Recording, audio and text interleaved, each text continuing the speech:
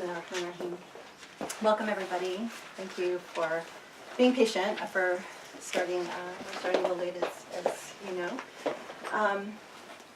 So I just wanted to make a couple of announcements regarding just some housekeeping stuff. So first of all, I want to thank people. There have been some really nice donations that have come in for manuscripts. So, but we continue, you know, it's a drop in the ocean, but we're so grateful because every little bit helps. And so the professor is, you know, looking online to find out what the best candidates are, and we're also talking about kind of finding sort of the top 5 that we can try to save. As some people have suggested that, you know, they would like to know what specifically we would save if we had the money, so we're going to try and create a way to communicate that. And then hopefully once we get those in our hands, we'll bring them and show people. I have to apologize because I know people have been emailing me and things like that. We actually traveled this past week, which was really nice. The professor did a talk at Harvard Law at lunchtime and also at Wellesley College. And so when I get a moment, I'm going to post those up online so people can catch up and see. He also did a podcast after the Harvard Law talk and then did like an informal Q&A. So we have some good stuff happening. And then I just want to kind of add a piece. Last time during my introduction, I talked about prayer, and I was sharing the story about how when I was a young convert, that my friend who actually took my Shahada loaded on the prayers that were required. So I understood that I had to pray for, you know, some ungodly number of prayers, but like for Dhuhr, that I said, you know, it was like 4 rakahs for Sunnah before and 4 rakahs for Dhuhr, and then another 4 rakahs for Sunnah, and then another 2 after that. And I didn't correct actually because the professor told me, even though that is true, what that person told me I had to do, the actual Sunnah is 4 rakahs for Dhuhr, and then either 2 and 2 as Sunnah or 4 after. So it's not like, you know, 100 prayers Sunnah. So in case, just to clarify that. And also I wanted to say, you know, if you're just new to joining us, I usually take this time in the beginning to share some stories and talk in the introduction about kind of my experiences. And some people have written and said, you know, told me it would be really nice if you could talk about your conversion experience. And I actually want to just say, I actually have talked about my conversion experience in the early halaqas here. So you can definitely go back to YouTube and search up the Usuli Institute.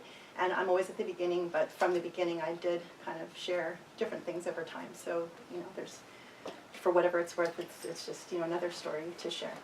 But, so for today, I'm wearing black because in honor or in mourning of what's been going on in the last 2 weeks. I just want to ask, how many people have been following the Kavanaugh hearings? Okay, because it's been such a painful time for so many people, and I felt that it was really important to talk about it, especially because it affects, you know, women, but it affects all of us as Americans here, and it's definitely been very historic in every sense. We know this morning he was now officially confirmed as our next Supreme Court justice. The votes finally came in. And it's been a really difficult time for Americans. It's been a difficult time for women, for survivors of sexual assault, sexual abuse, sexual violation. And it's, you know, it's hard to, I mean, I've felt it viscerally, I've felt it emotionally. It's like, you know, there's just this heaviness that I think all of us share. And as the Atlantic magazine put it, the guardrails have failed. So, you know, there is no more checks and balances. The Supreme Court has lost its legitimacy, and it's clear that white patriarchy has really come into full force. So, you know, the old men and old women who are, you know, the 51 senators that took it upon themselves to make a decision that, you know, their partisan needs were more important than the needs of this country, is really a turning point for us. And so as an American, I mean, I feel very, you know, eviscerated, but I recognize that I have to deal with this as a Muslim and as a woman and as a convert. And I wanted to talk about a little bit about what that means. So my story of sharing today, I always pick a story to talk about. And this week, it was really nice. We were at the law school at Usuli Law, and I actually posted a video so people can kind of see this. But there was a walkout, a national walkout that was planned to protest Kavanaugh. So this was before the vote, obviously. So, and we were there on a day when the professor was teaching class, and it happened to coincide with when he was teaching class. So it was 4 o'clock in the afternoon, and the faculty and students were told that people might walk out of their classes and congregate in the courtyard. And so we actually, the professor suspended his class and went with the students as they were, wearing black and gathering and sharing their stories. And it was like a, it was an opportunity where there was one megaphone and people could come up and just say what they wanted to say and grieve together. And it was really heartbreaking because every single person that came up started with, "I'm a survivor, I'm a survivor, I'm a survivor," and then would go on and share their story about what happened to them. And some of them, this was sometimes the first time that they actually said it out loud in public. There was, memorable among them was, a woman who said, she told her family, and it wasn't a big deal. To them, it wasn't that they didn't believe her, it's actually that they didn't think it was a big deal. And then she actually broke down in front of the audience. And then there was another woman who said that she came to law school because she had dreams of arguing cases in front of the Supreme Court. And now, knowing that Kavanaugh is going to be on that Supreme Court, she just that dream is gone. She couldn't see herself arguing anything in front of that man or that court. And now she just felt like a victim and didn't quite know what to do with herself. There were also 2 men that came up. One man was, 6 feet tall. He said that he was in a foreign country and he was violated. He went to the police station to report it, and they laughed at him. It was 3 o'clock in the morning. He didn't have his shoes. He had nowhere to go, and he was there on his own. And another man had never said it before, and this was in front of their classmates. So he was saying, "I've never told my family. I've never told my friends," and and he was angry because. There was an email that had come out from the law school basically telling people to set aside their anger. And he was just expressing anger and saying, you have a right to express your anger and not shut up. And really was encouraging people to do that. The thing that was shocking is if you haven't heard the statistic, it's 1 in 3, some people say 1 in 2 women are victims of some form of sexual violation, either have been or will be in their lifetime, and 1 in 6 men. And we know that these crimes largely do not go unreported. So to me, that says to me, actually, the majority of women have been victims of some form of sexual violence or violation. So that's the majority. So let's take a moment to think about that. Think about the women in your lives, the ones that you love, the most vulnerable, whether it's your daughter, your mother, your sister, your cousin, your nieces, your best friend. Of all those women by that statistic, half of them will have already or will at some point in their life be victims of sexual violation. This is unbelievable and unacceptable. And, part of what we need to do is call it out. People are really uncomfortable coming forward, obviously. And what happened with, Christina Blasey Ford, very bravely sharing her story. I was riveted to that testimony. I watched every moment of it. And then I watched every moment of that horrific, premeditated, arrogant, belligerent, there are just no words for the testimony that Kavanaugh gave. And, you just can't help but think, what is the message that we're sending to our daughters and our women? That if this happens to you, you basically should just shut up and accept it. And I can't accept that. That is simply wrong. So, as a woman, even the speed with which everything was rammed through, whether it's, the vote has to happen now, the, investigation, which we know is a bit of a sham, and, it was on a limited timeline, and then we had to vote, all of that, as someone wrote, feels like the culture of rape. And it absolutely does. And at another level, it feels like a gender war, because this is really targeted towards women. So what do we do? I mean, as a convert, you know, let me back up. So listening to these stories, I mean, I was very proud that the professor got up and spoke, because honestly, he was probably the only faculty member standing out there. He was definitely the only faculty member who suspended his class. He was the only faculty member that spoke, and it meant a lot to the people that were out there. And you know, and I videotaped it, so, and you can't really quite hear it, but he basically came out and said, you know, I have seen these cases, because he was the chair of the Student Conduct Committee at UCLA for a decade, and he used to adjudicate these cases of rape and students raping other students, and this would happen every single weekend. Every single party, every single social function, there would be women who were assaulted and raped. So he felt, you know, very strongly that he needed to come out and say, I believe you, and I support you.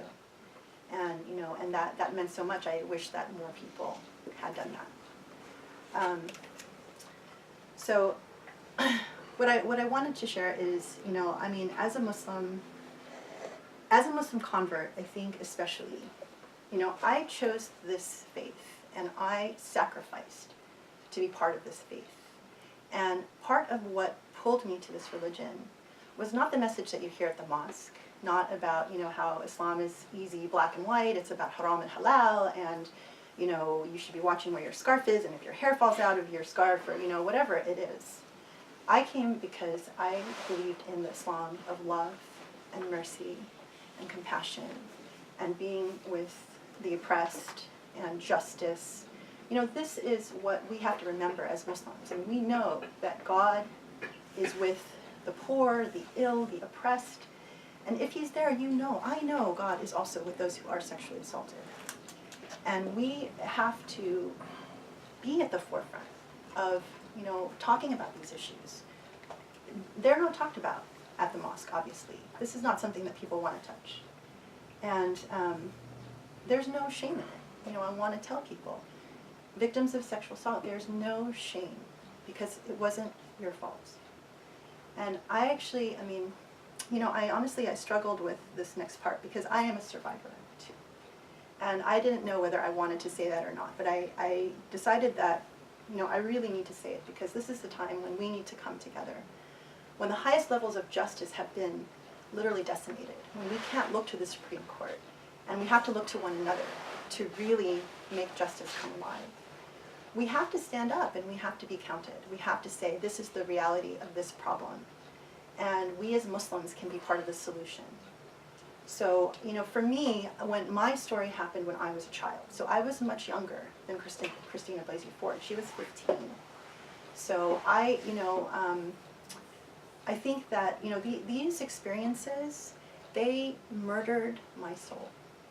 And they murder the souls of every woman who has to be in a situation where they are forced to experience something that will traumatically change their lives for the rest of their lives.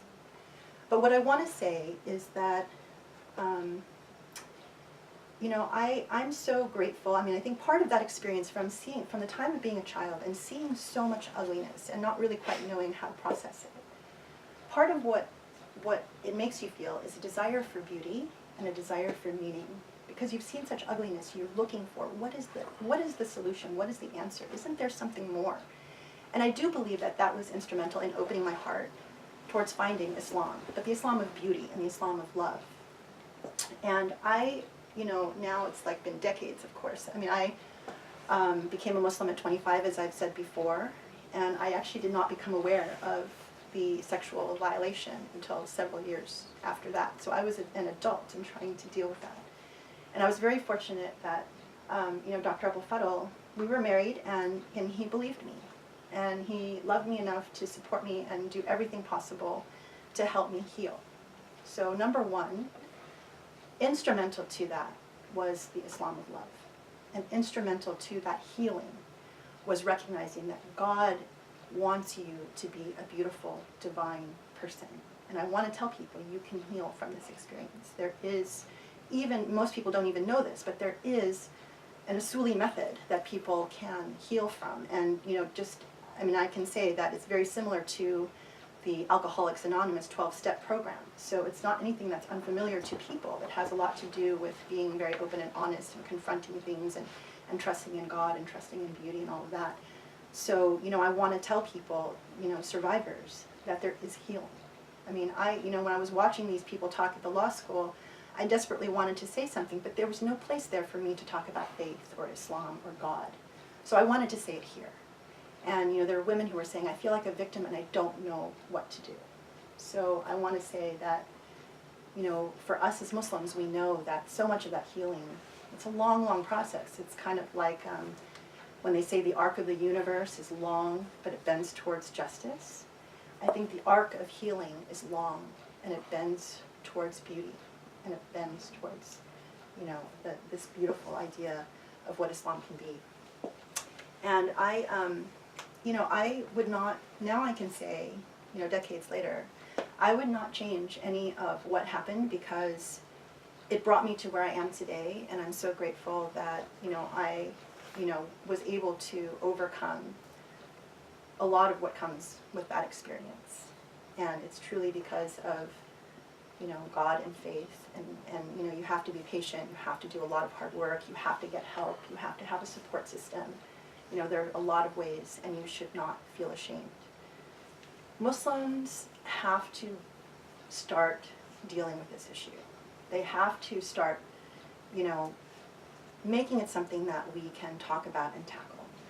They don't like to talk about addiction. They don't like to talk about abuse. They don't like to talk about, whatever the social problems are that we have.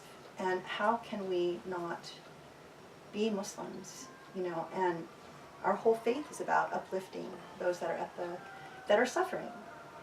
And, I just out of curiosity, I was thinking to myself, I'm really curious what, if mosques this week at their khutbahs were talking about the Kavanaugh issue, because this is a huge issue. And disappointingly, the local mosque, and I don't, really want to name it, but, I played their khutbah, waiting and hoping to hear the word Kavanaugh, and nothing. It was just another typical young, fiery guy telling Muslims, chewing them out about how to be nice to one another. Which is just like, okay, we have to be relevant, we have to be real, we have to stand up for truth, we have to stand up for justice. We witnessed before our eyes the ugliness of this whole process. So ugly, if I make the analogy of, this to sexual assault. It is so ugly that the only thing we have left is to look for beauty. How do we make that beauty happen? How do we become active in that? And we have to start by demanding more. I know a lot of young people watch these halaqas, and I'm so angry from seeing what the khutbah talked about that I am like, you know what, mosque leaders, if you can't handle these issues, then step aside, get out of the way. This is not, mosques are not where you can enjoy the power of being able to lecture people for your own ego. Mosques we have to reclaim these spaces as spaces where people in need and people who are suffering and people who need help can go and feel like they can get help. Whether you have problems with abuse or harassment or addiction or, whatever problem it is that is affecting our youth as part of this country, we need to demand that these mosques, and take them back. They need to be relevant, and they need to help our people, and they need to start being an example for humanity, not just for Muslims. So if you people, you old people, sorry, closed-minded, maybe young people are closed-minded too. If you can't handle the reality of our world, get out of the way, because there are people here who can and are ready, and we need it. Because if we don't, the country is on a path to go downhill, and we've got to fight like hell to reclaim that. But as Muslims, we can be a solution for humanity. Everyone's searching for beauty. Everyone's searching for meaning. We have it in our tradition. We just don't know it. So again, and I would say, the mosques should be encouraging everyone to come out and vote and get these people out of office. I didn't hear a word vote. I didn't hear a word Kavanaugh. I didn't hear a word women, sexual abuse, anything like that. So it's time. This is how we heal and how we uplift our nation. That's why we're Muslim. And if you can't do that, if you were not appalled by what you saw, if you didn't feel the injustice of this as a Muslim, then I would say you need to check why you're Muslim. Because I've sacrificed to stay in this religion. And if you're not willing to sacrifice some skin for making this world a better place, then fine, leave. We don't need you. We need people who are ready to fight and who are ready to uphold the virtues, the active virtues of our faith, and be examples for humanity, not just for other Muslims, and not people who are just feeding their egos. So, thank you.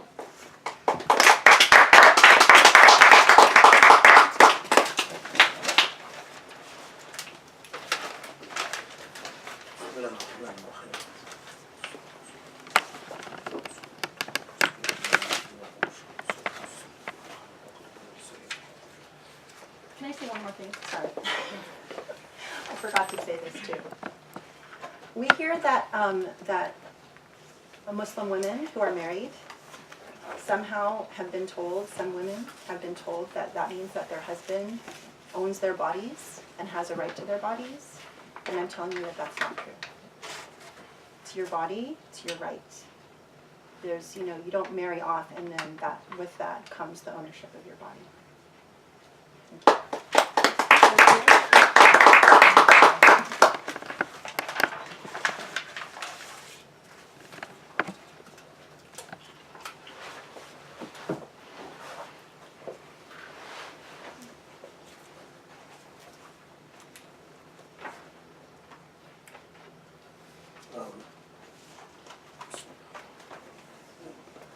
Grace has become a hard act to follow.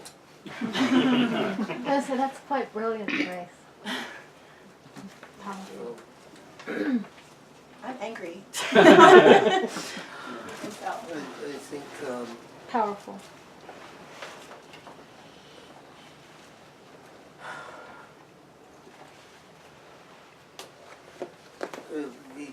and actually, it is relevant to Surah Al-Humazah, inshallah, which we will concentrate on today. But we notice that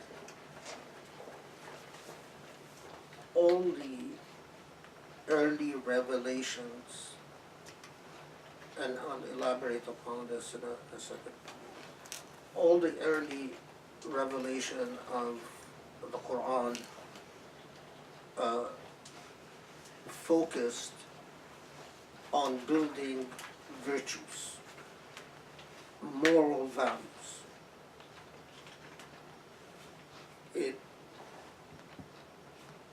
If we think of the period after migration, where the Prophet ﷺ with his companions and family from Mecca to Medina, Medina was the period of practical ethics. That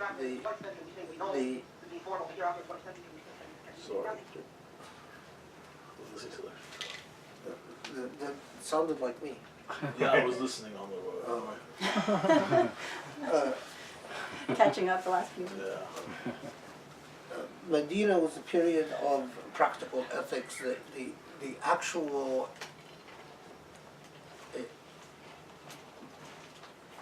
dispersion of the faith within the context of numerous historical contingencies. So, in many ways, the period of the Prophet ﷺ was his family and his companions. After the migration to Medina is a period in which the Quran unfolds, addressing a very nuanced set of historical contingencies. But what precedes Medina, the revelation of the Quran in Mecca, is exclusively dedicated to building the moral structure of the human being, what type of values, what type of virtues are necessary. And for us as Muslims, we can't separate the two. In the same way that we must extract moral lessons from the way that the early community negotiated various historical challenges in Medina, we must understand that everything that comes in Medina is built upon a foundation of virtues that were anchored in the Mecca period. And this is why the first decade of the revelation of the Quran is solely dedicated to building the structure of the moral human being. Now, in many ways, and Allah tells us this outright eventually, that you cannot bear witness unless you have attained an understanding of justice. And your function, if as a Muslim you do not bear witness, if as a Muslim you are existing in a hedonistic way, absorbed by your articles of consumption, and your existence doesn't bear witness to moral values summed up in the basic concept of justice, then in fact you're not a Muslim. You are a Muslim by name, by identity, but you are not a Muslim by substance and by doctrine. You are not someone who is among the muqarrabun, or those who are close to Allah, close to the divine. So when Allah tells us, what ultimately does Allah bestow upon those who understand and internalize the moral virtues and the obligation of bearing witness, that Allah bestows upon them light, nur. Allah gives them light, nur.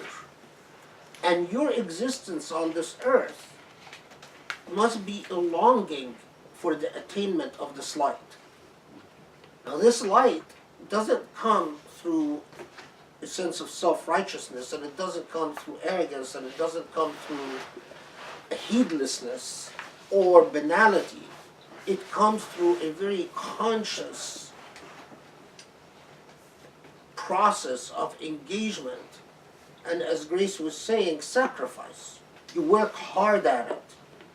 And as an act of grace, if you are diligent in your obligation of witnessing for justice on behalf of God, even if it's against yourself and your loved ones, the act of grace is that you attain this light.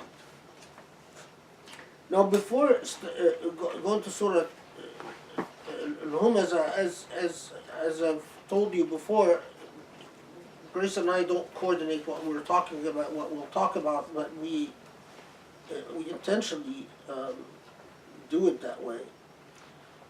A couple of things. One of the things that, alhamdulillah, that was very heartwarming is that when we were traveling in Boston, both at Harvard and at Wellesley, people would come up to us and they would it was extremely heartwarming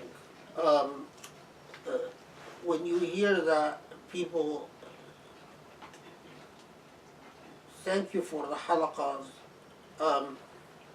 But by the way, there is a huge fan base for Grace that even as one fan put it, said,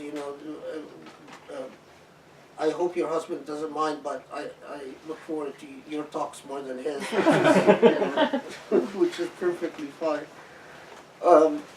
But it's very heartwarming when people that you've never met that come and sincerely thank you for what they consider to be or what they for the voice, for the testimony, for the freshness of what they hear. One of the things that touched me greatly was a woman we met at Harvard. I don't remember her name now. Maybe I shouldn't even mention her name. But she's a convert, and just a woman with an enormous amount of light emitting from her. She's married to an Egyptian, and as she was talking to us, her tears were rolling down her eyes, and she was expressing how grateful she is, and then her tears rolled, and it was just very beautiful to see someone emit so much light. And to know that there are even as people as far as India that just sent us a message about a problem that is taking place in India that they want me to address. And so, alhamdulillah, but it harkens back to something that Grace mentioned. Islam unfolded in the world, harkening back, but or reminding people of an essential moral value and a set of virtues that have been consistently the message of the one God, one and only God, from time immemorial, from the time of Adam to the time of Ibrahim, all the way to the Prophet Muhammad and onwards.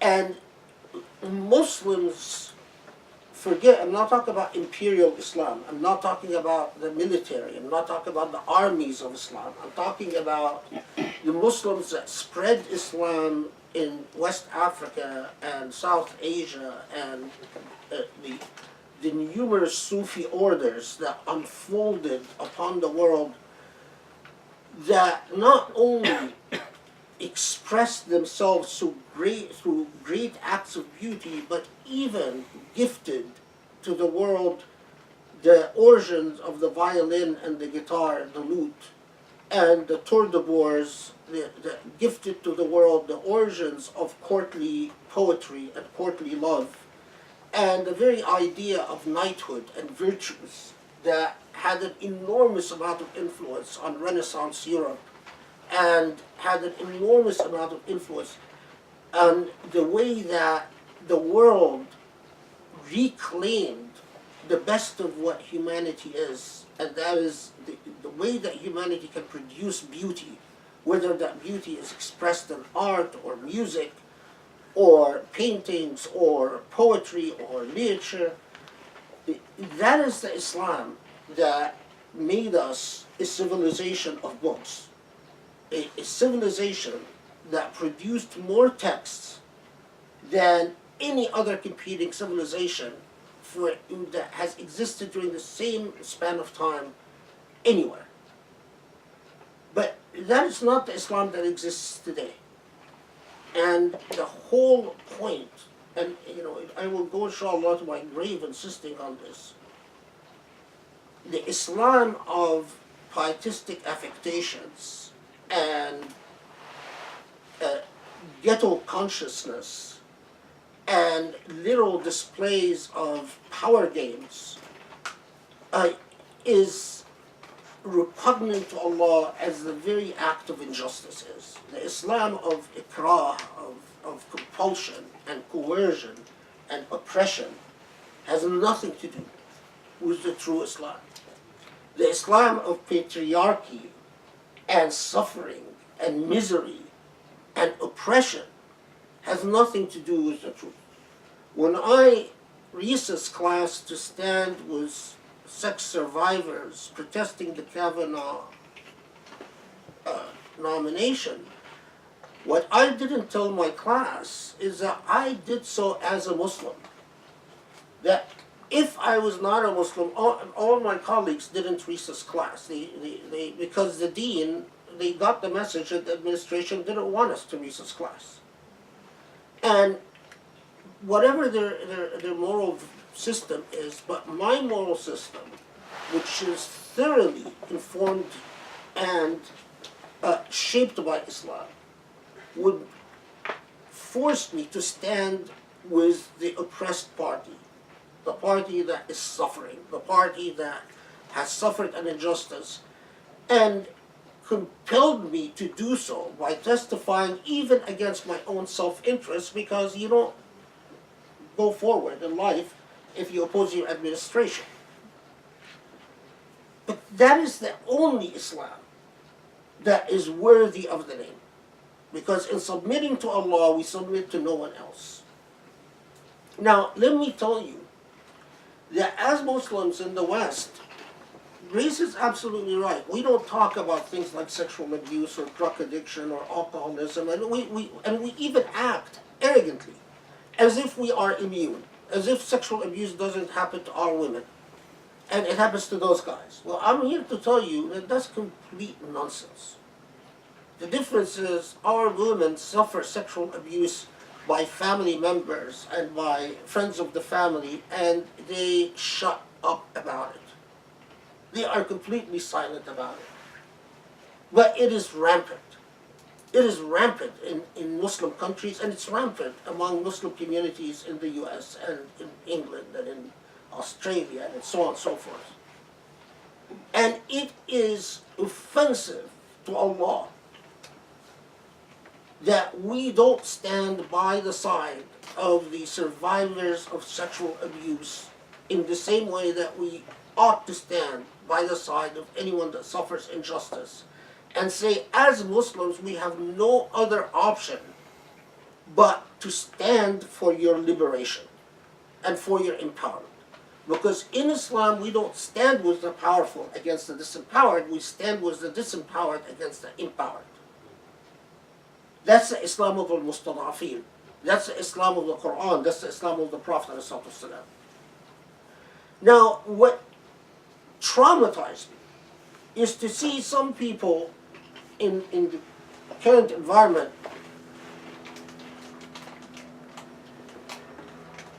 come in and say,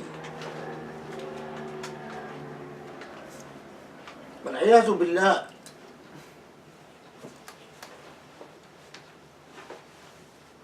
a woman that complains of sexual abuse has to bring 4 witnesses. Otherwise, she should keep it to herself and shut up. That is the height of ignorance. That is the height of corrupting Allah's law. Allah, when and citing, of course, the Aisha incident where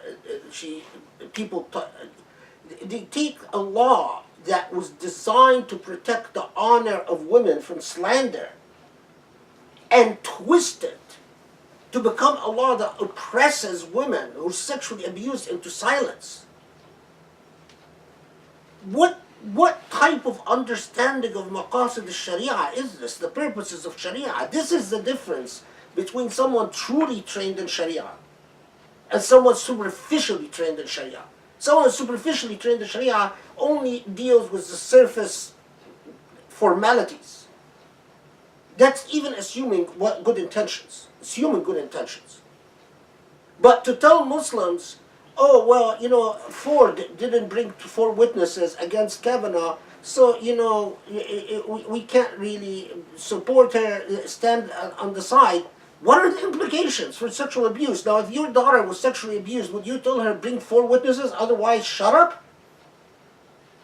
What are we doing to Sharia? What are we doing to Islam?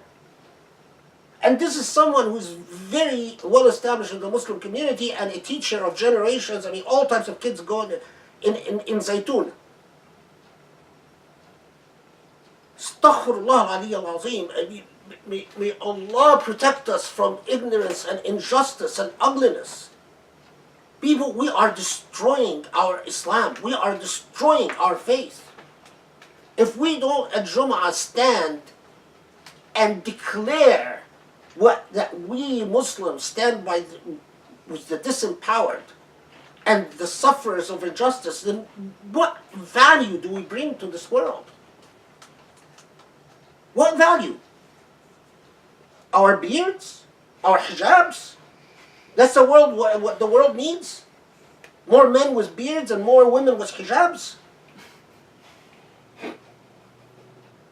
Astaghfirullah al-Azim.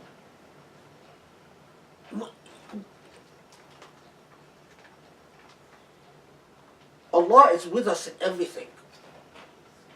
And when we take Allah's religion, what we believe, Allah's only true message, the message confirming the messages before it, and affirming the message from the time of Adam to Ibrahim to Isa to Musa, Jesus and Moses, to all the way to Muhammad.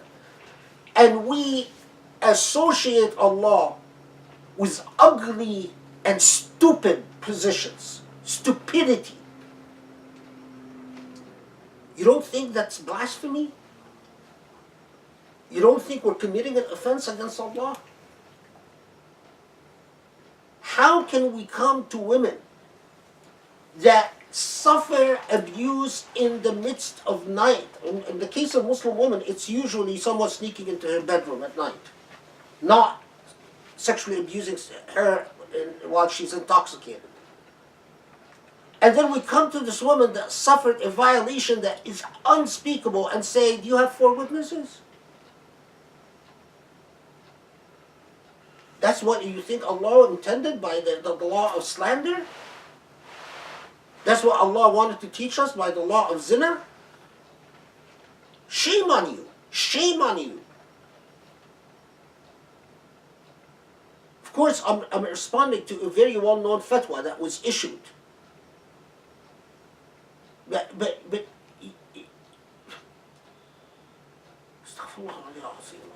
what do you say? I mean, what do you say when you find Muslims standing, protecting the aggressor, and standing with injustice against justice? And I don't want to, what gets to me is that it has become common for Muslim mullahs and imams to work to give immunity to the most disgusting type of abusers of power in the world. In Egypt, 75 people are sentenced to death in one day. Egypt, with all its shuyukhs from Azhar, gave immunity to a massacre that was committed, that was described by human rights organizations as one of the worst massacres in an urban center in the modern age, in the midst of Rabah. The imams of Saudi Arabia give immunity to horrendous, egregious human rights abuses in Yemen, and the imams of the United Arab Emirates do the same. And then the imams of the United States give immunity to sexual abusers. And I can tell you that the imam, because I'm just reviewing a manuscript now on crimes of sexual abuse in the Saudi legal system against minors, reviewing it for publication. It was a PhD dissertation. And I can tell you what reeks through it is the amount of immunity that men of power, of so-called religiosity, the mullahs and imams, give to protect sexual abusers throughout a place like Saudi Arabia, which, I mean, we sum it up in the word human trafficking. Islam without virtues and morality is not even worth holding on to. The only reason that I comment on the Quran is because the Quran teaches virtues and morality. The day that I believe that the Quran is no longer relevant to virtues and morality is the day that I would abandon it in an instant. And every human being must have that consciousness. It actually, as much as I'm flattered by it, but it hurts me when I go around and people come up to me, or people write us emails all the time, or they send things to Scholar of the House or so on, and say, I want to thank you because you saved my faith in Islam. I was going through a crisis. It hurts me because I know exactly what they're talking about. They get sick of the ugliness, of the stupidity and nonsense and the ignorance.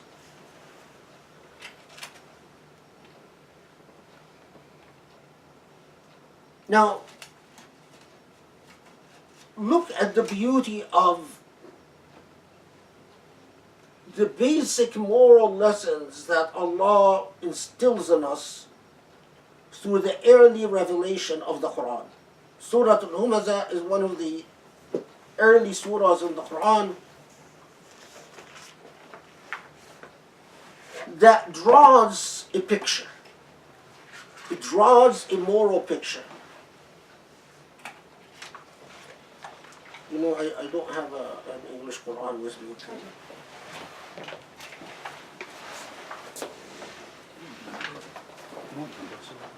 Number 4.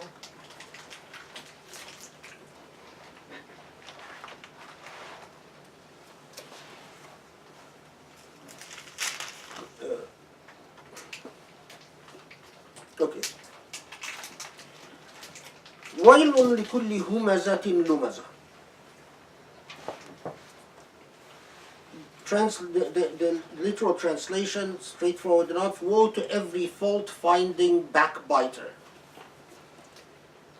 The translation is reasonable. Every fault-finding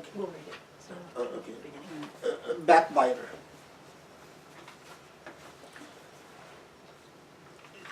While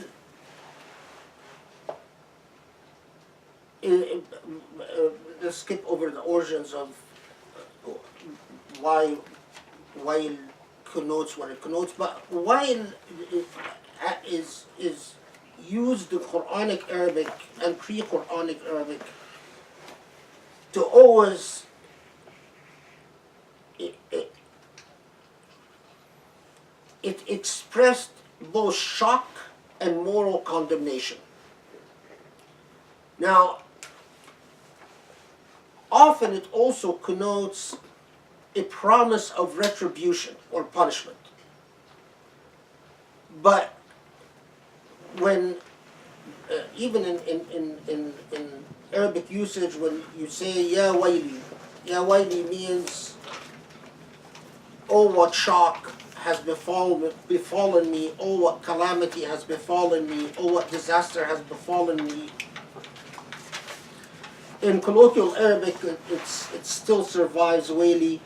It has become, instead of wayli, it has become wayli. Whether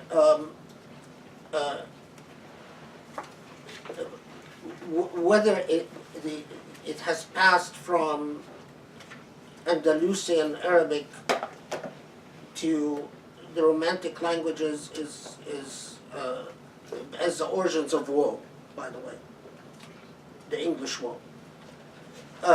Is something else because it's also in Syriac. The same word is used in Syriac and so on. So while now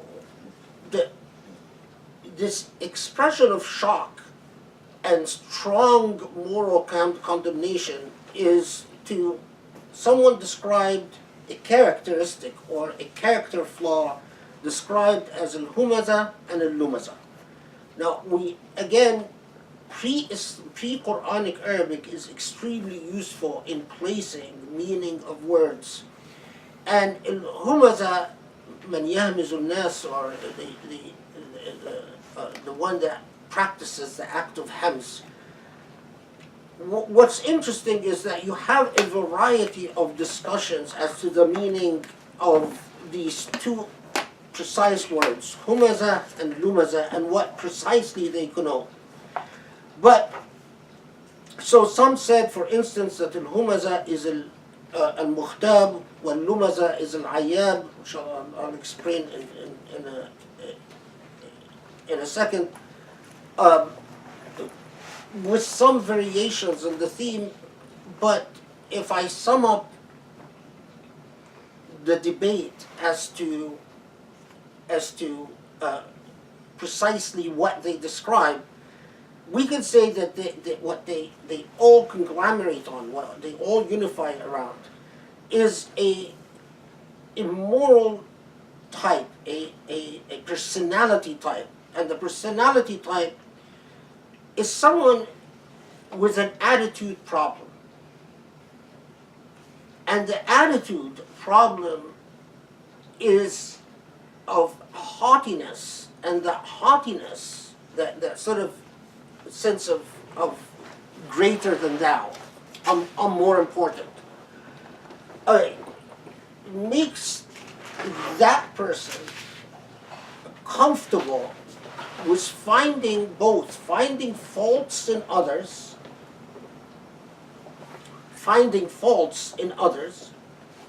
and consistently, because of that sense of entitlement, speaking about the way that other human beings are deficient in social company and in the absence, often in the absence of others. So some have said that Humazah is someone that speaks ill of people, and Lumazah is someone that gestures offensively to people. Nevertheless, the personality type is still the same. What it's getting at, it's still the same. It's an attitude of finding fault with others and consistently pointing out the faults of others.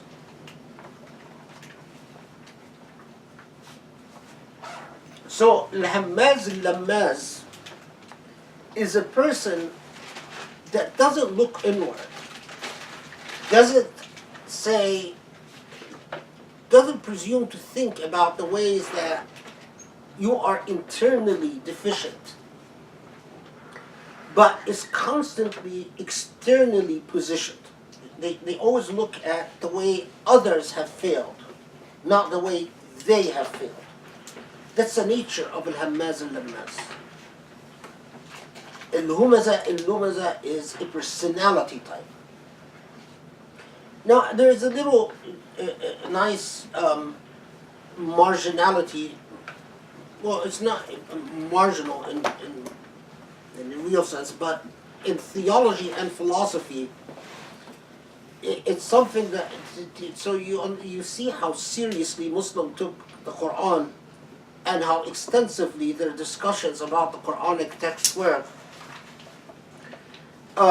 So I brought with me Tafsir al-Maturidi. Of course, al-Maturidi is the eponym of a major school of theology that negotiated between the theologies of Ash'arism and Mu'tazilism. And al-Maturidiyya on very theological issues stood midway between the debates of the Mu'tazila and the debates of the Ash'ari. Well, Tafsir al-Maturidi has among the tafsir that records the interesting discussion that I'm going to tell you about now. Al-Maturidi noticed that, as well as others, because it's not original to Maturidi himself, but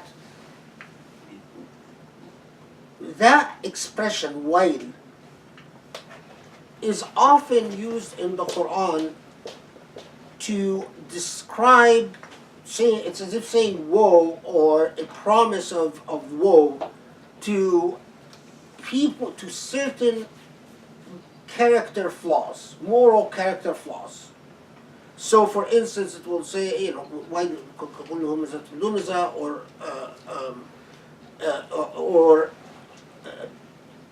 or those who don't observe their prayers, or those who don't give to the poor, or so on. But the Quran doesn't say وَيْلْ لِلْكَافِرِينَ or woe to kuffar. Now, normally we, in our modern usage, we use the word kufr associated with the act of what? Infidels, right? In fact, someone like Bernard Lewis, emphasized that Muslims understand the entire world in terms of a paradigm of kufr versus iman, or infidels versus non-infidels. Now, I'm sure that modern Muslims would be surprised that in theological discourse, when they thought about this, they said, well, the Quran says woe to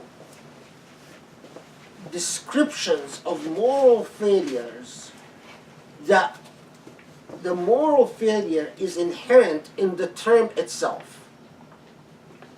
So when you say Al-Humazah and Al-Humazah, woe to those who are inflicted with that moral deficiency, it's because Al-Humazah and Al-Humazah can never be a good moral characteristic. It is always a moral deficiency.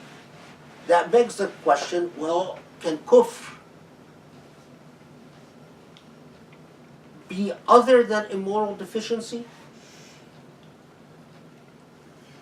The answer, by a whole host of theologians, the answer is yes. Sometimes it is not a moral deficiency. And I'll read to you the text as to why. وَالْجَوَابُ عَنْهُ, I'm just going to read the Arabic and then expand it in English. وَالْجَوَابُ عَنْهُ أَنَّ الْإِيمَانِ لم يحسن لاسمه ولم يحسن لاسمه ولا قبح الكفر لنفس اسم الكفر، لأنه ليس أحد ممن يذهب مذهبا ويدين دينا إلا وهو يكفر بشيء ويؤمن بشيء، لأن المسلم مؤمن بالله تعالى كافر بالطاغوت، والكافر يكفر بالرحمن ويؤمن بالطاغوت ويعبده. فثبت أن الإيمان ليس يحسن لنفس اسم الإيمان ولا قبح الكفر لعين اسم الكفر، ولكن الإيمان إنما حسن من حيث أنه أوجبت الحكمة الإيمان به، وقبح الكفر لأن الحكمة أوجبت ترك الكفر. فالإيمان حسن لما فيه من المعنى، والكفر قبح لما فيه من المعنى، لما فيه من معنى الكفر، وهذان الفعلان قبيحان في أنفسهما، أي الهمزة واللمزة، لا بغيرهما. فكان التعيير الذي يقع بهذين الفعلين أكثر وأبلغ منه في تعييرهم بالكفر. So what is he saying? There are,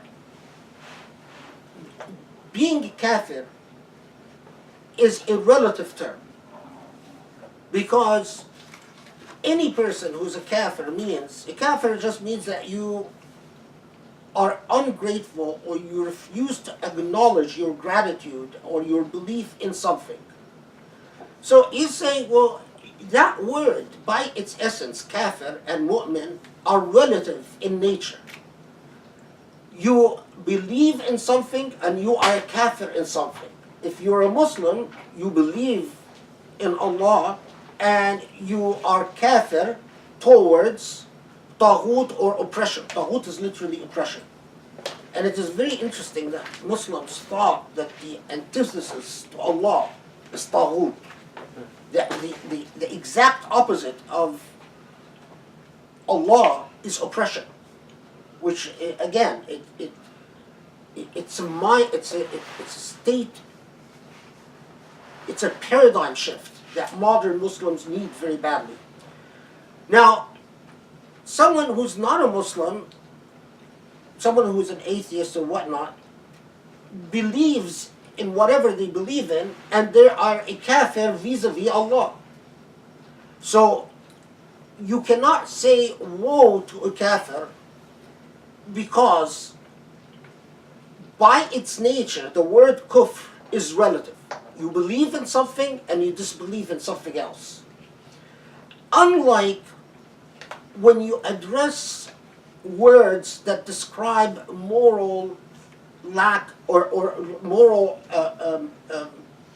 failures or non-virtues or moral faults. There you can say woe to the moral act itself or the moral failure itself. Meaning what? Meaning that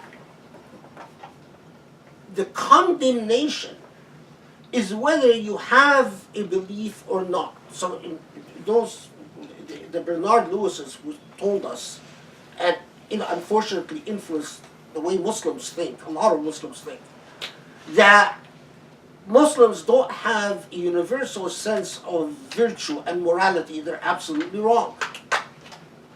Al-Humazah and Al-Humazah, whether from a Muslim perspective or a non-Muslim perspective, is a moral failure. Do you see what I'm saying? Do you get the point? So what he's saying is that Allah condemns and will punish a Humazah and Lumazah, whether that person is a Muslim or non-Muslim. Because as a human being, you must be aware of that as a moral fault, regardless of your Iman status. Regardless of whether you are a Muslim or a non-Muslim, atheist or non-atheist, whatever your belief is. Now, of course, the same text that I've read, if it was written by modern Muslims, you'd have Muslims having epileptic fits. Modern Muslims, what do you mean kufr sometimes is not bad? How could you say Iman is a relative term? That's the difference between people who think seriously, engage the text seriously, and people who work from a knee-jerk apologetics, defensive positions that are not analytically rigorous. So moral failures are moral failures regardless of faith, and regardless of religion, and regardless of cultures. While belief and lack of belief is something that we look at from the point of view of the believer or non-believer. Now, another thing that is pointed out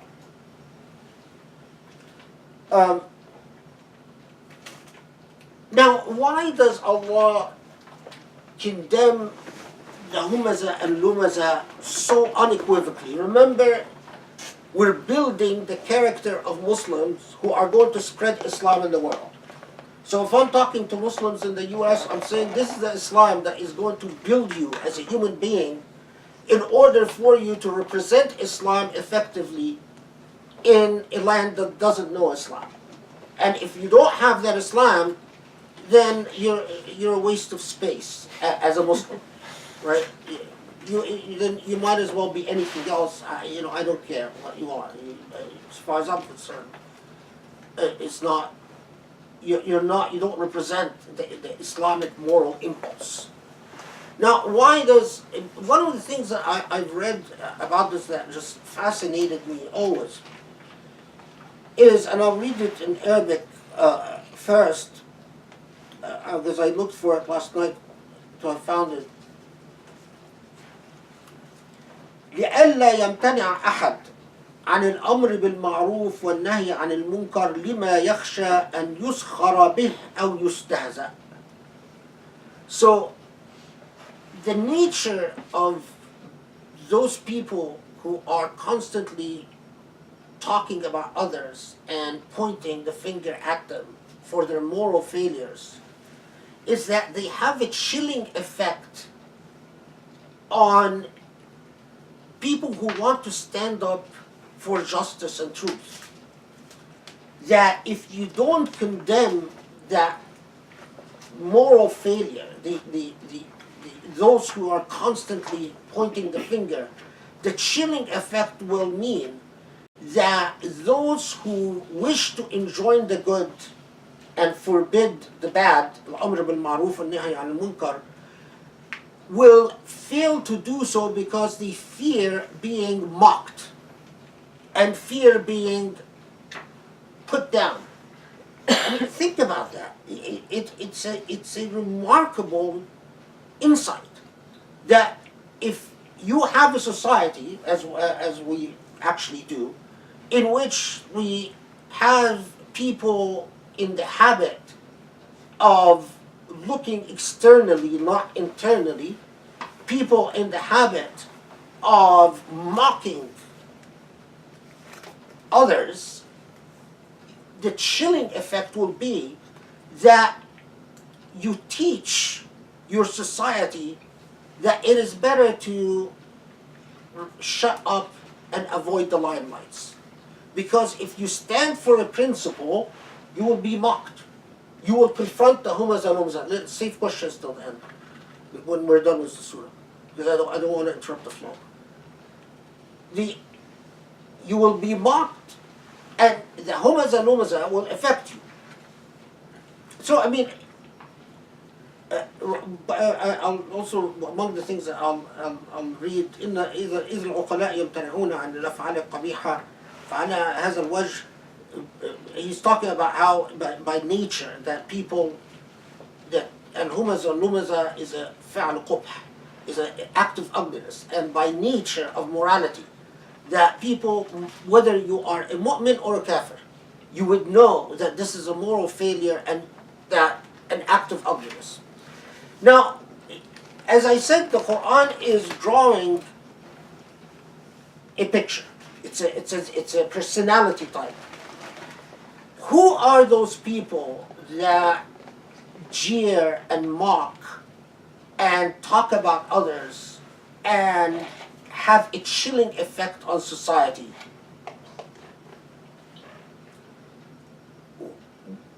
What personality types are they? And that comes in the verses that follows. So, second verse, الذي جمع مالا وعدده. Who amasses riches, counting them over. So, first thing I should tell you, so just so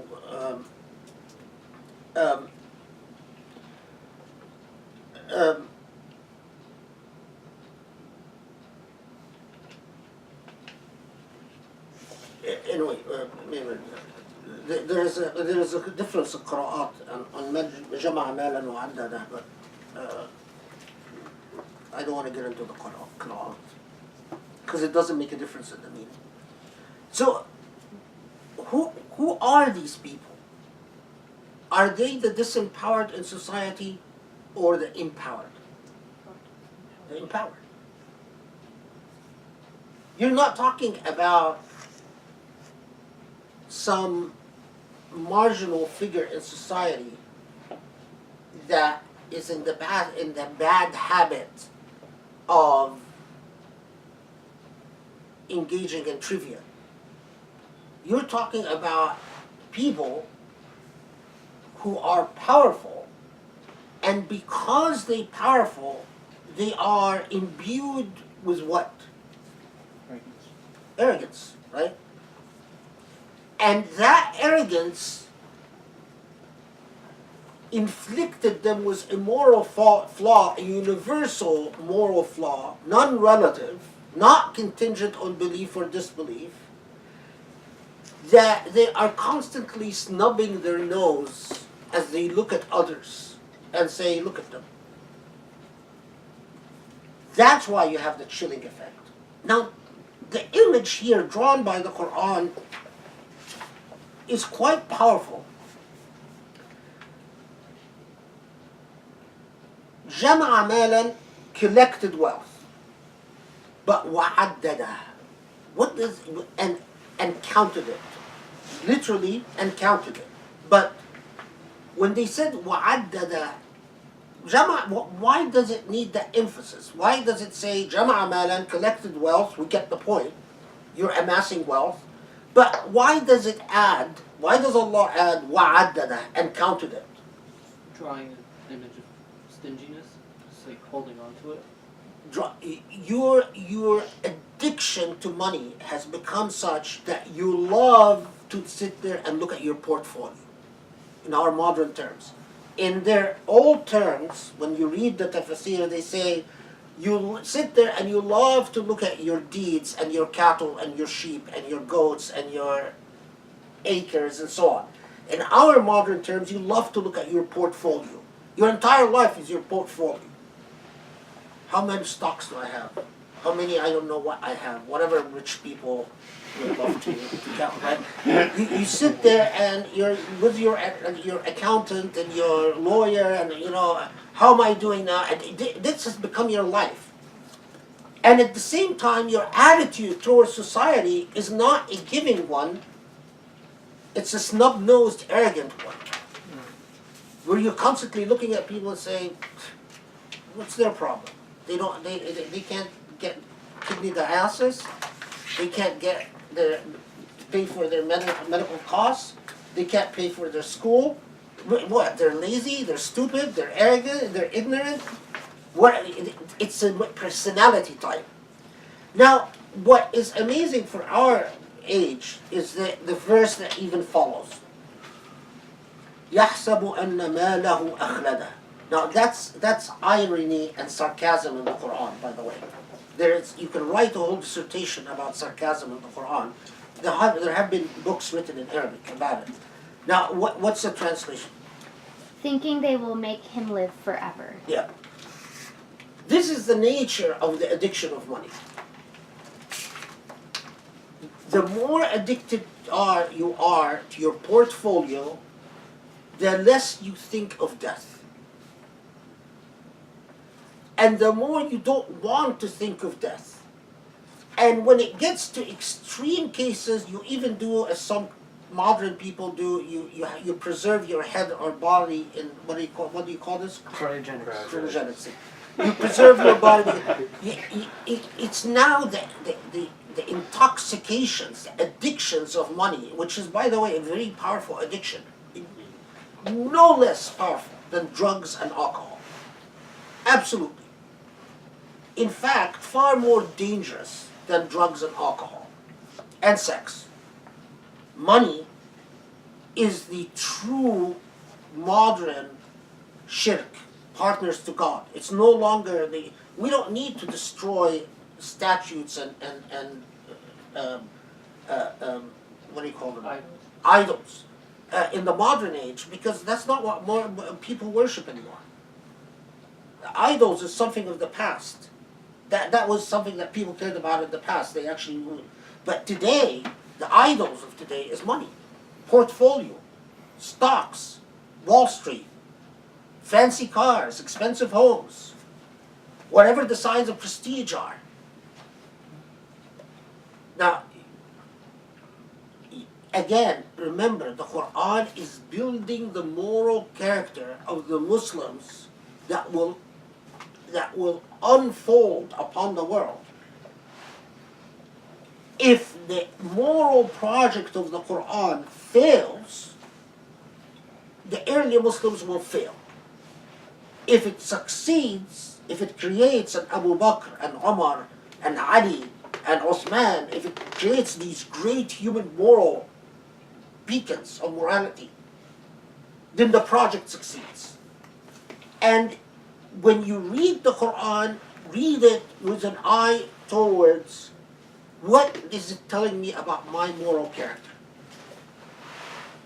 It is drawing, Surah Al-Humazah is drawing this powerful picture for you of a personality type, a personality that is addicted, a personality that is arrogant, a personality that is haughty, a personality that finds faults in others but doesn't look inward, and a personality that is so addicted to money that it avoids the thought of death, even with what is a psychotic belief that somehow this money, or even as one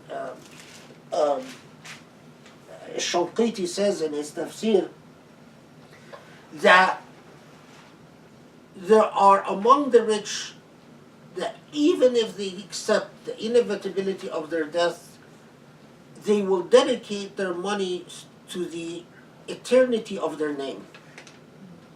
So perhaps you've accepted you're going to die, maybe you found out you have terminal cancer or something, but still you want your name to live forever. If that, you want it to live forever as a bestower of good deeds, that's one thing. But if you want it to live forever through hogging up the money and monopolizing the money, that wealth, it's a fatal moral character flaw in society itself. Okay, now, as often the practice of the Quran, when it says woe, wail, it tells you, the Quran acts on the dynamic of just recompense. That you received a warning, you will also be told what will happen for you, happen to you, for the moral failure to heed the warning. And you can press your luck if you're among those people by saying, well, God will forgive me, or I don't believe in God, or whatever it is. But you've been given fair warning. What the consequences of what will happen to you in the hereafter. And most of the time, well, nearly, I think all the time actually, when the Quran says wail, the consequences come in the hereafter, not in the here now. Again, Jilani has a little latifa or nubza, where he says that's because of the nature of the word wail itself, and that it invokes the non-material and non-physical, but that's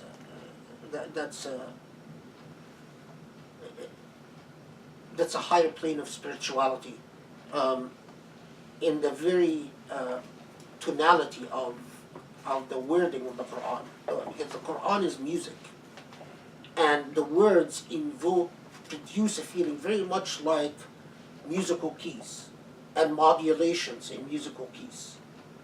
And there are modulations in the music of the Quran that resonate inside of you.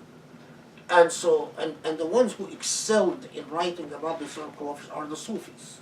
The Wahhabis know nothing about music, and nothing about tonality, and nothing about modulation. Absolutely zero. The Sufis went to great insights in this. And when you read the way they analyzed the music of the word wail, which, by the way, in modern songs, I don't know if you ever hear modern Middle Eastern songs, you keep hearing waily, waily, waily. That proves that they were right centuries ago, right? Centuries ago, they were absolutely right. That word has a music and has a modulation that produces a psychological effect. They say that when you teach the music of the Quran, you must do it with dhikr and worship. So in other words, you teach it to people that you worship and do dhikr with.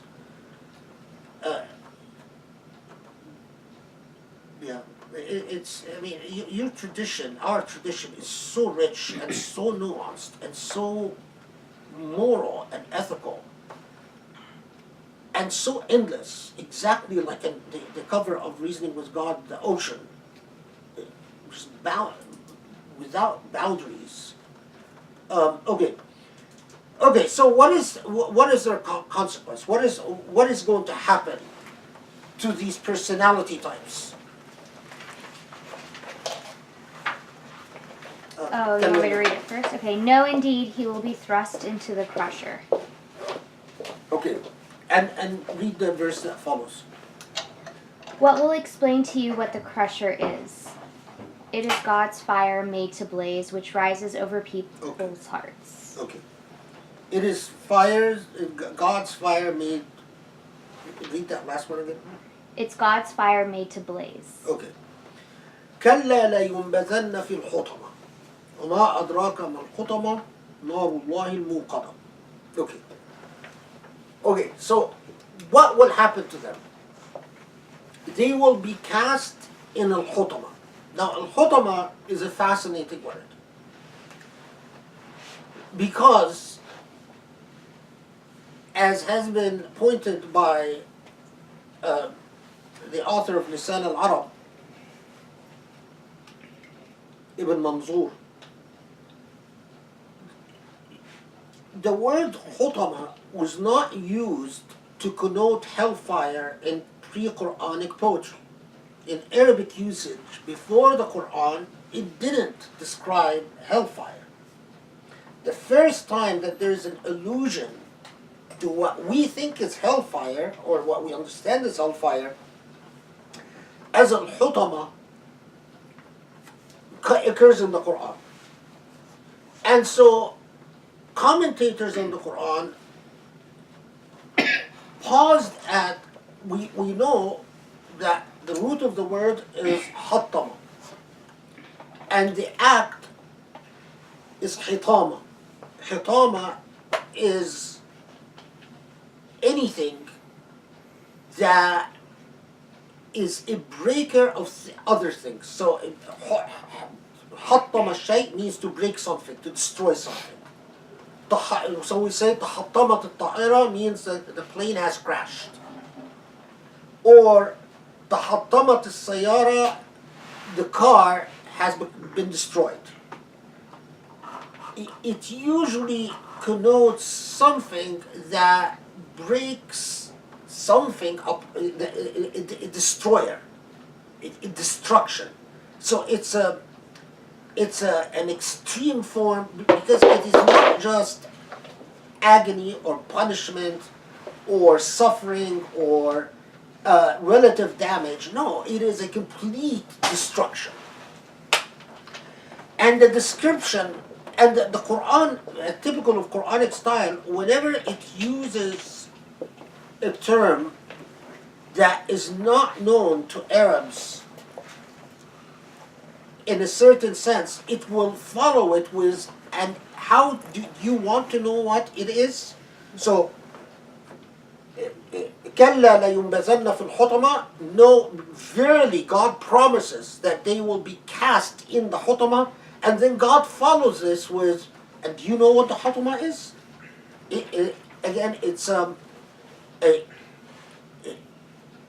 do you call that question? Rhetorical question. But at the same time, it's not entirely rhetorical because you could readily say, well, wait a minute, what is al-hutma? Right? Now, there has been very interesting things written because of the hadith tradition, which the problem is hadith gives you a little bit of commentary on what, or elaborations upon what something like hutama is. But many of the narrations of hadith that comes to hellfire are not very reliable. And so we tend to search hadith that by themselves, each of them, standing alone, is not reliable, but when you accumulate a whole bunch of them together, then you say we have cumulative individual narrations that seem to indicate such and such. We weigh the tarjih, we weigh the probability of meaning in one way or the other. But the reason I mentioned that is that you'll find so I mean, just to give you a practical example.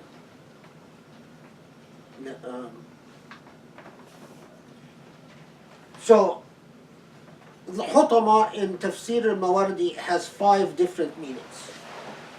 Now, but they're all close. And the thing we all understand that it is here punishment in the hereafter. That we can all agree on. Now, I have read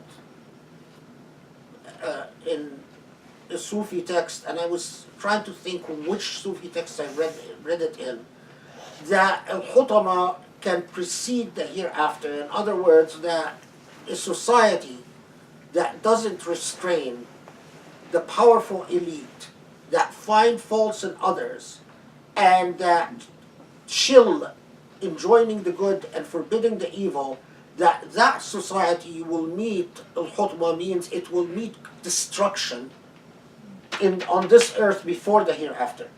But I couldn't remember which text I read it in, so I decided to not go into that. I like to reread the text so I'm not saying things that I'm not absolutely sure of. It makes sense because, I mean, just look around you. If there is no way to constrain the power of the elite and to force them to account for their faults, absolute power corrupts absolutely. And then the elite find faults in everyone else but themselves. I mean, listen to Trump speaking. And Trump actually says, I don't know if I would ever, in one of his speeches, he said, I don't know if I would ever confess that I made a mistake. And he says it, it's a Freudian slip. I mean, it's true. When you are in the company of that level of power, it's very difficult to look inwards. I've known enough rich people in Egypt especially, and I can tell you the arrogance of the real wealthy Egyptians, I mean the billionaires, who are in bed with the military, it's amazing. I mean, just the way they look at the world, and because they're very powerful and very rich, whatever they say or do is automatically correct. Well, the response to that arrogance is thoroughly demoralizing and deconstructive reality in the hereafter. The hutama is something that will unravel the human ego apart.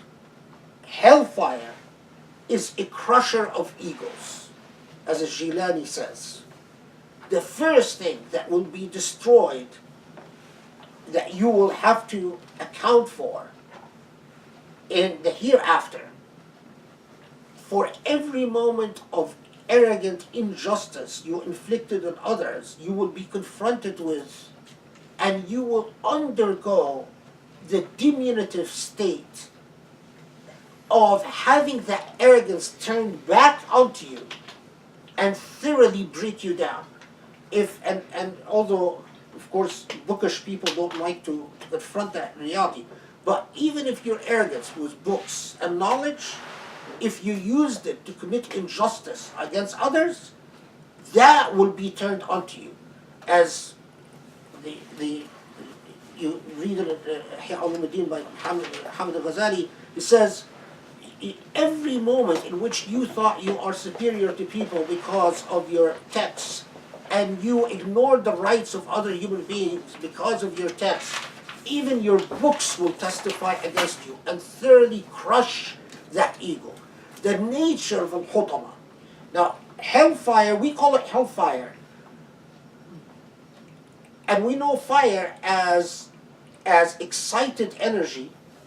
What is the true nature of fire? Can anyone tell me what is the true nature of fire? Energy being dispersed. It's energy that makes cells break away the bonds of gravity on this world, right? But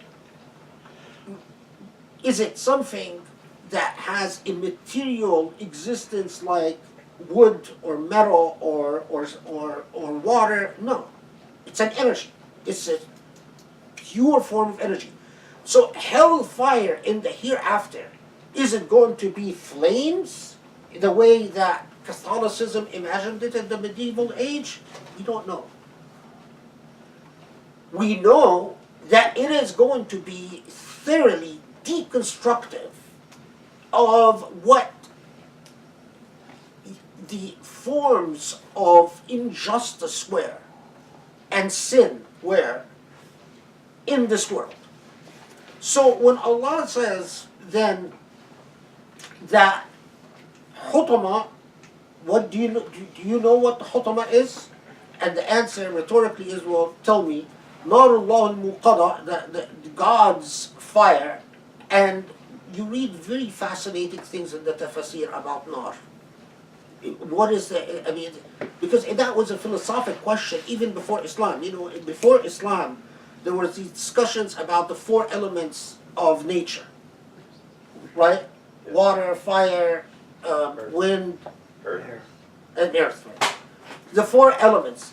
And in Aristotelian logic, there were these extensive discussions about the four elements and their natures. So even among Greek logicians, and when Muslims inherited Greek logic, they carried on the discussions about the four natures of existence. But they paused before two particular elements that Muslims thought have huge implications for theodicy. Water, because God says that everything living comes from water, and they said, so does water have the secret of existence? And fire, because fire is so material to creation in the case of jinn, not in the case of human beings, and because it is the nature of punishment.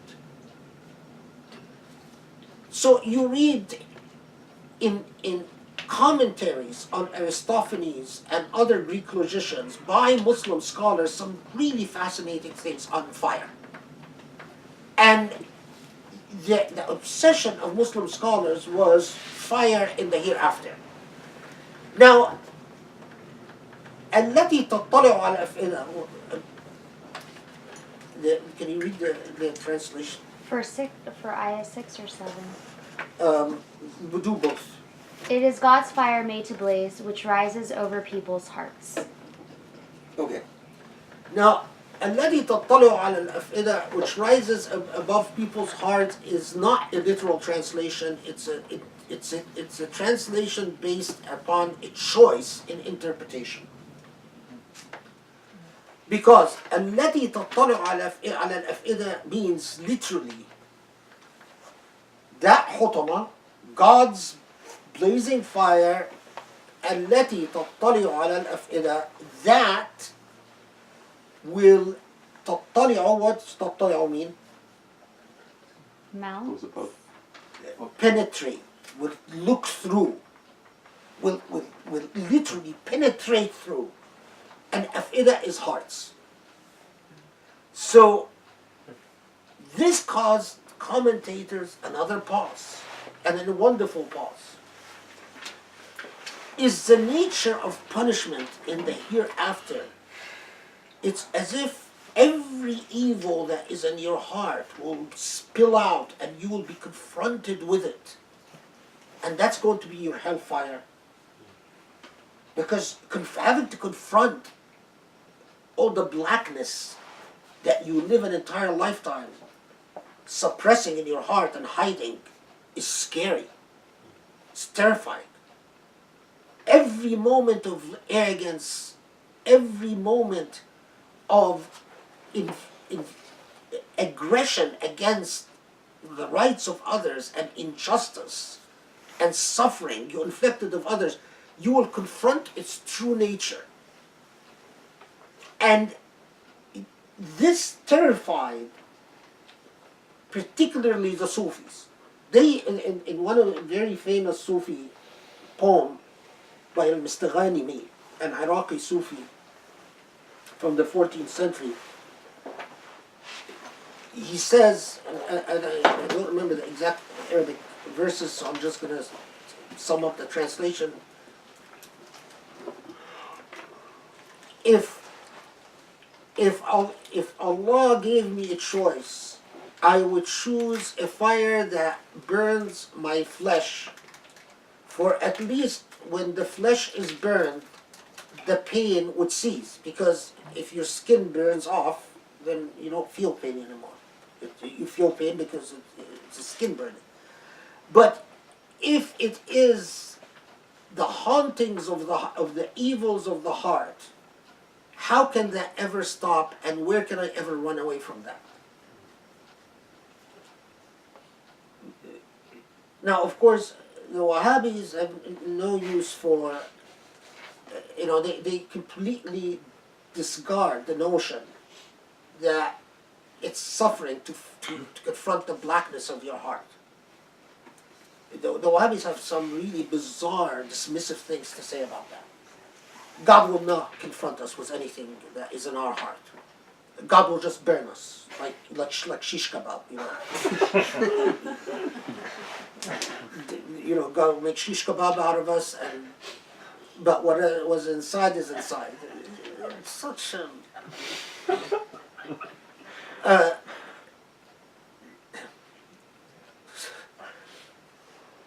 now,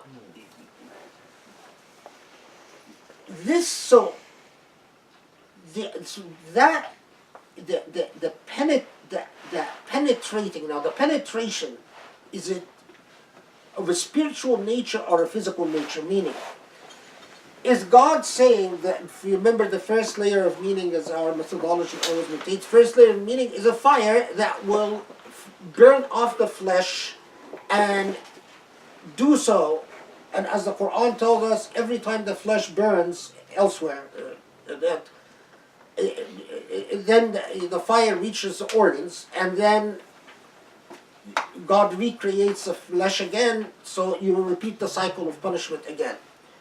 And that's the first layer of meaning.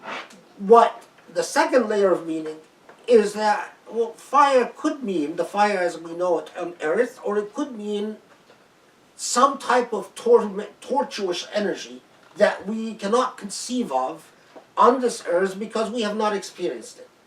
But what we do know is that that tortuous energy, that form of punishment, will expose an arrogant soul naked, will dismantle, deconstruct everything that made it into an unjust and arrogant and haughty soul. Okay. Now, in building that moral character, if you read enough of the stories of the companions and the family of the Prophet, the Ahlul Bayt, the thing that strikes you immediately is that they took the consequences of the hereafter as seriously as they take any physical manifestation that exists. So when God promises a severe punishment to those that exist addicted to their money, counting their money, amassing their money, and then using that money as a source of arrogance to look down on people and to focus on the moral failures of people but not their own, and God promises them a horrible fate, that God is not joking. And that is, you can count on that. That is a big difference between a secular outlook and a religious outlook. A secular outlook believes that morality can be anchored in a people through belief in social conventions or social covenants without the promise of reward or punishment in another world. While religious-based virtue believes that reward and punishment is part of the equation of justice and morality, and necessary for a coherent belief in morality or a coherent understanding in morality and virtue in the first place. That it would be, put it differently, that it would be unjust to have virtues that will neither be rewarded or punishment, or punished. And that is a big difference. So when I find Muslims ignoring the otherworldly part, talking about virtue and morality as if it's a purely secular matter, I say, well, you've undermined the very purpose of religion. Because religion, the big point of demarcation between secular virtues and ethics and non-secular virtues or ethics is this insistence on whether reward and punishment is necessary for the very coherence of the concept of justice itself. And in the religious outlook, justice doesn't cohere as a philosophical concept if it's not either punished or rewarded ultimately, and through something other than just simply karma. Unless karma has a divine engineer behind it, then you just get the punishment or reward on this earth rather than the hereafter, which is philosophically possible. Although it poses certain other issues. But anyway. Okay, so that's Surah Al-Humazah. So now we can take questions. First we're going to do questions related. There's one more ayah. Oh, what did I forget? Oh, الذي تطلع on sorry. Yeah. Thank you. إنها عليهم مؤصدة في عمد ممددة. Oh, I did forget. Yeah. Maybe it's because في عمد ممددة gives us another big pause and another layers of, so it's sort of like you okay. Go ahead, read Yeah. these last two verses. Which rises over people's hearts. It closes in on them in towering columns. Yeah. Now this, just by virtue of the translation. Can you read it again slowly? Yeah. It closes in on them in towering columns. التي تطلع. So at first التي تطلع إنها عليهم مؤصدة في عمد ممددة. Now, immediately when you hear the translation, just through our methodology so far, I am sure you pause and say, wow, okay, this is going to have some very juicy stuff behind it. Because the way we know fire, the way we know normal fire that ignite, it doesn't close upon anyone, and it doesn't have towering towering columns rather. So إنها عليهم مؤصدة. Two main views. What is it referring to? إنها عليهم مؤصدة. المؤصدة is something that closes upon something else. In eloquent Arabic, if you say الباب المؤصد or الموصد, either is correct, means a door that's closed. But there is a subtle meaning to it. Something that is موصد or مؤصد is closed, but with the possibility that it will open. It's very, if you're a poet, you would get excited about that. If you're, you don't say أوسطت الباب, that would not be eloquent. But you could say الباب المؤصد. So إنها عليهم مؤصدة. What is it referring to? Is it referring to the fact that those in the state of punishment, in hellfire, what we normally call Jahannam, they're enclosed in there, locked in there, unable to escape. It's like when Dante said, abandon all hope. That has a long lineage, that the nature of punishment in the hereafter is the loss of hope. And we know that a lot of parts of the Quran emphasize that that sense of hopelessness that underscores the grimness of punishment. The second says No, it doesn't refer to hellfire itself, but refers to the fire itself. Do you understand the difference? It doesn't refer to Jahannam, but refers to Nar. Why is that? What's the significance of that disagreement? If it refers to Jahannam, then you're in hellfire and you're locked in there. That's understood. If it refers to fire, the nature of this fire, then musada here doesn't mean locked, but means adheres to something, something that adheres to something and you can't get rid of. So in other words, that, whatever that the nature of that fire is, that will, as if open up the truth of your heart and confronts you with your evils, with your arrogance and so on. You're not. It will as if attach to your heart, like like a drone that you can't run away from. Your target, it's gonna be impossible to escape from. So mu'sada here means, it's as if saying, I promise you,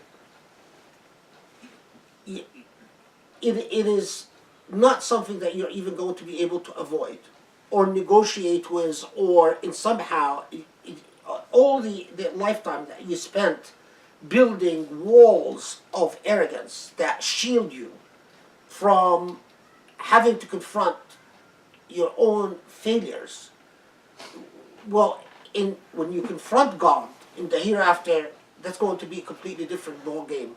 And these walls are going to come down and there will be no escape. So that's إِنَّهَا عَلَيْهِمْ مُوصَلَةٌ.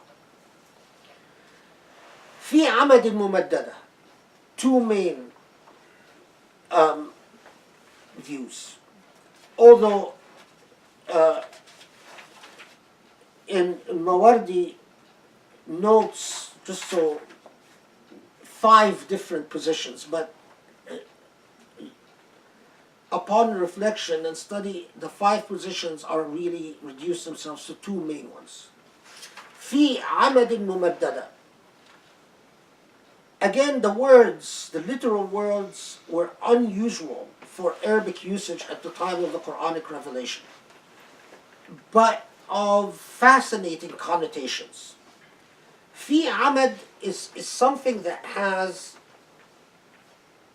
في عمد ممددة could literally means pillars up high, or في عمد ممددة could mean something that receives constant reinforcements. So it's a constant flow that you can't turn off and you can't even reduce in intensity. So here the imagery of the Quran is very powerful, and as many commentators said, that these are not mutually exclusive meanings. One is what exactly pillars could mean, only God knows. And if you're smart, you don't want to find out. Because if the image of hellfire is something like the pictures that we see of the way the clouds are, you've seen these NASA images of the astronomical images where you see these huge pillars of matter in gaseous form. If it's something going to be like that, awe-inspiring and terrifying at the same time, only God knows. Allahu Alam. But the second meaning is something that we can relate to, and that is this hutama, this crusher, this breaker of arrogance, breaker of deceptions and injustice, comes in a constant reinforced flow of energy that you cannot shut off and you cannot escape from, and you cannot even reduce in intensity. The emotional impact of surah like Al-Humazah is succinct moral message with powerful imagery that gets your attention, because going through the affairs of life, we rarely pause, right? And even if someone tries to come in and join the good and forbid the evil and say, you know, can I get your attention about you being unfair to this, or there are people who are homeless, or people who are starving, or there are victims of sexual assault, or sexual assault survivors, or, you know, can you please give us your time to get people's attention? The more powerful and the more rich and the more arrogant they are, is very hard. I mean, look at the way Congress dealt with Kavanaugh, right? You know, FBI investigation 1 week and that's it. We're not going to wait. We're not going to pause. The style of the Quran is to get your attention by telling you the consequences and saying, you know, there are going to be consequences, and these consequences are going to be very dire. And if you ignore it at your own peril. And my critical point is that the early Muslims, and by the way, not just early Muslims, but every Muslims have created a moral project. From Hamid al-Ghazali in his Ihya Ulumuddin to the writings of someone like al-Asfahani or Subki or Raghib al-Asfahani or Ibn Miskawayh or Ibn Aqil, every moral visionist in the Islamic tradition paused and took seriously that powerful melodic message of the Quran. In other words, they all of them, everyone that I know of, go through a period where they say, you know, we need to contribute something to this world to make it better, because the trajectory we're going on right now is taking us to nowhere but hellfire. And as a result, they generate what we then know and study centuries later as a philosophical paradigm of virtue, an attempt to understand virtue and teach it to people. When we ignore this and we become simply literal readers of the Quran, in other words, turn the Quran into a mechanism for pietistic affectations and talks about not practical morality, not social standards, not cultural virtues, but simply these generalized messages, and in fact often avoid telling people what the consequences of moral failures will be, because it's not fashionable to talk about hellfire and to tell people that there will be punishment, and we don't want to alienate people. And as I'm often reminded, you know, when you give Jummah, don't talk about the negative stuff. You know, people have hard lives and they don't want to, you know, they don't want the downers. That's a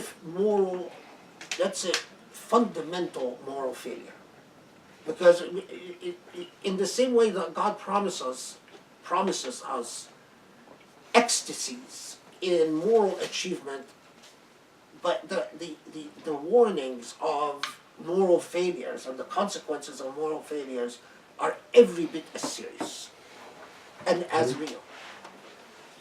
Okay, now we're finished with Surah Al-Humazah. We've been going for 2 hours. 2 hours? Yeah, so take a break pre-Maghrib. It's Maghrib now. Oh. And then do question and answer. Okay. Okay.